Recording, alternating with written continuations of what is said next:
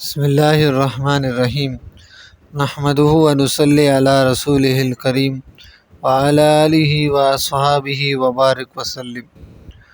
میرے دوستوں، ایک وقت جب ہم دنیا میں نہیں تھے اور دنیا کا نظام چل رہا تھا، اور ایک وقت وہ ہوگا جب ہم دنیا میں نہیں ہوں گے اور دنیا کا نظام چل رہا ہوگا۔ 100 سال پہلے جو زمین پر تھے آج زمین پر نہیں ہیں، آج وہ زمین کے نیچے ہیں، اور جو آج زمین پر ہیں کچھ عرصے بعد وہ بھی زمین میں نہیں ہوں گے اور زمین کے نیچے دفن ہوں گے۔ پیدا بھی ہونا ہے اور مرنا بھی ہے۔ پیدا ہونے کا مطلب بھی یہی ہے کہ مر جانا، جیسے بس، جہاز، ریل وغیرہ میں انسان بیٹھتا ہے، بیٹھنے کا مطلب یہ نہیں ہے کہ اترے گا نہیں، بلکہ بیٹھنے کا مقصد یہی ہے آگے جا کر اترنا ہے۔ دنیا میں آنے کا مطلب بھی یہ ہے کہ چلے جانا، اور عجیب بات یہ ہے کہ دنیا میں آدمی بعد میں آتا ہے اور اس کے جانے کا وقت پہلے طے کیا جاتا ہے۔ اچانک اتفاقاً بے وقت کوئی نہیں مرتا، ہر کوئی اپنے وقت پر مرتا ہے۔ جیسے اچانک سورج طلوع نہیں ہوتا، اچانک سورج غروب نہیں ہوتا، ایک اللہ کا نظام چل رہا ہے۔ اسی طرح ایک اللہ کا نظام ہے، پیدا ہونا ہے، مرنا ہے۔ دنیا میں یا آنے کی ایک ترتیب ہے۔ باپ سے پہلے بیٹا نہیں آتا، بیٹے سے پہلے پوتا نہیں آتا، مگر جانے کی کوئی ترتیب نہیں۔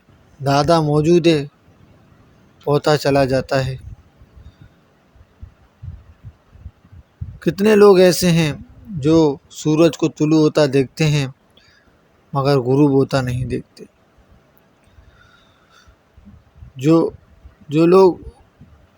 کچھ لوگ درزی کو کپڑے دیتے ہیں سلنے کے لیے، ابھی تک کپڑا سلا ہی نہیں اور کفن سل جاتا ہے۔ کتنوں کا کفن بازار میں آ چکا ہوتا ہے، انہیں کوئی پتہ نہیں۔ وہ شادی کے کپڑے لینے جا رہے ہوں، عید کی تیاری کرتا ہو، اور اس کا کفن بازار میں آ چکا ہوتا ہے۔ اسی دکان کے پاس گزر رہا ہوتا ہے جہاں اس کا کفن رکھا ہے۔ ہاں بھائی، مرنا سب نے مرنا ہے۔ ابو درداء رضی اللہ تعالیٰ عنہ سے کسی نے پوچھا یہ کس کا جنازہ جا رہا ہے؟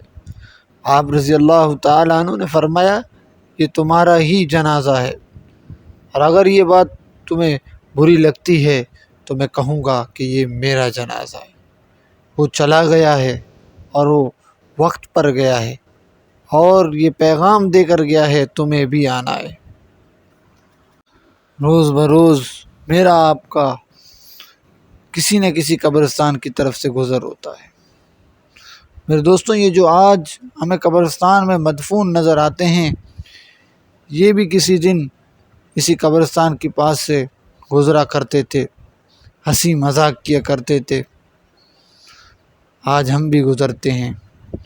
ہم جب قبرستان میں داخل ہوتے ہیں تو ہم کہتے ہیں اے قبروں والو، تم پر سلامتی ہو، اللہ تمہاری بھی مغفرت فرمائے، ہماری بھی مغفرت فرمائے۔ تم ہم سے پہلے گئے ہو، ہم تمہارے بعد آنے والے ہیں۔ ایک واقعہ ہے، ایک جنازہ ہو رہا تھا، جنازے کے بعد دو ساتھی جانے لگے، چلتے چلتے آپس میں بات کرنے لگے۔ ایک نے ایک دوسرے سے کہا کہ چلو قبرستان تک بھی چلتے ہیں۔ آگے سے اس نے جواب دیا کہ میرے پاس وقت نہیں ہے، میں نے جنازے کے لیے بھی مشکل وقت نکالا ہے۔ میرے دوستوں، چلتے چلے راستے میں اس کا ایکسیڈنٹ ہو گیا اور مر گیا۔ شام کو اسی کا جنازہ قبرستان میں لایا گیا اور اسے دفن کر دیا گیا۔ صبح کو کیا کہہ رہا تھا؟ صبح کہہ رہا تھا کہ میرے پاس وقت نہیں ہے۔ آج ہمیشہ ہمیشہ کے لیے قبرستان میں دفن کر دیا گیا۔ کوئی دن ایسا نہیں گزرتا جس دن موت کی قبر نہ ہو۔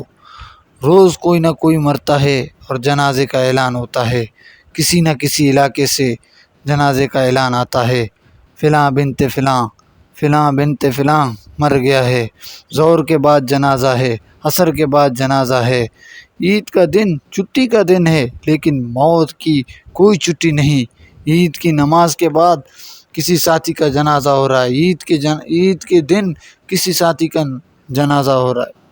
تو میرے بھائیوں، یہ دنیا دھوکہ ہے، اصل آخرت ہے۔ ہم دنیا میں دنیا بنانے نہیں آئے، ہم دنیا میں آخرت بنانے آئے ہیں۔ لوگ کہتے ہیں یہ اپنا مستقبل سدھارو، باپ بیٹے سے کہتا ہے اپنا مستقبل سدھارو۔ یقیناً یہ جملہ ٹھیک ہے، لیکن مفہوم غلط ہے۔ مستقبل آخرت ہے، مستقبل آخرت پہ ختم نہیں ہوتا، مستقبل آخرت سے شروع ہوتا، جہاں ہمیشہ رہنا ہے۔ یہ دنیا کی زندگی 80 سال، 50 سال، 60 سال اور آخر مر جانا ہے۔ آخرت کبھی ختم نہیں ہوتی۔ عقل مند کون ہے؟ پیسے کمان لینے والا، بڑے کاروبار بنانے والا نہیں۔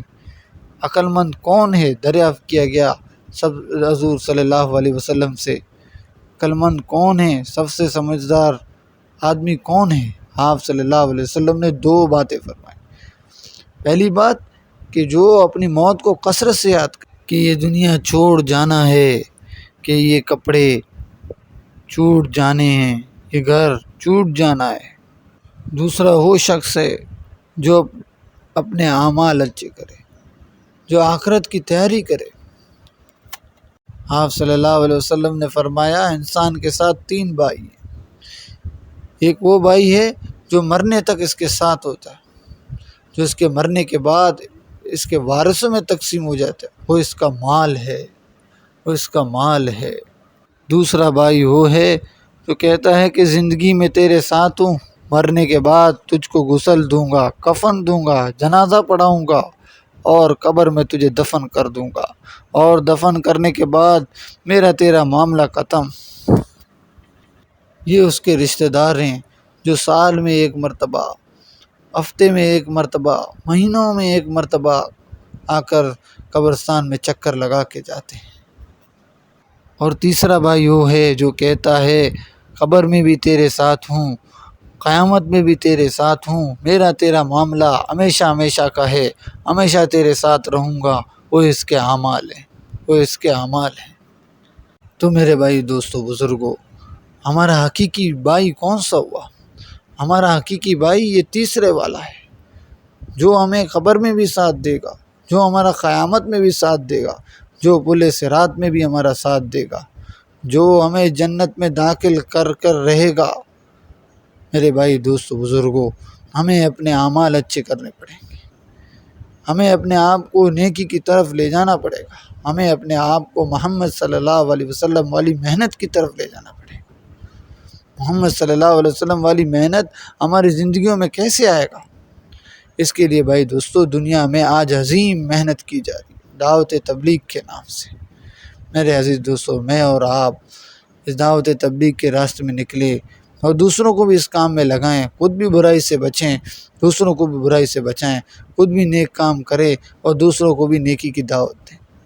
میرا انشاءاللہ ارادہ ہے، آپ سب بھی ارادے کریں، اللہ ہم سب کو اس راستے کے لیے قبول فرمائے، اور جو کچھ بیان کیا گیا اس پہ اللہ رب العزت ہمیں عمل کرنے کی توفیق عطا فرمائے اور دوسروں تک یہ باتیں پہنچانے کی توفیق عطا فرمائے۔ آمین۔